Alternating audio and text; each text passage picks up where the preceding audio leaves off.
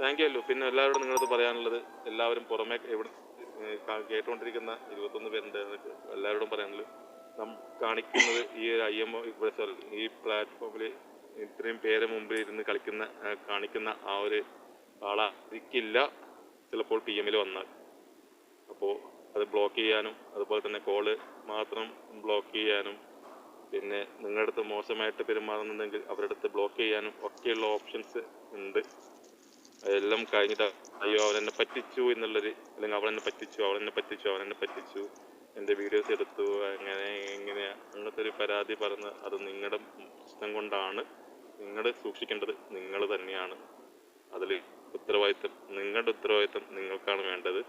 എപ്പോഴും എന്ത് നമ്മൾ ചെയ്യുമ്പോഴും ഓക്കെ, നമുക്ക് ഹെൽത്തി ആയിട്ടുള്ള എന്തിനും കുഴപ്പമില്ല. ഒരു കാര്യം നമ്മളെപ്പോഴും ചിന്തിക്കണം, ഇത് ഒരു ഫേക്ക് വേൾഡ് ആണ്.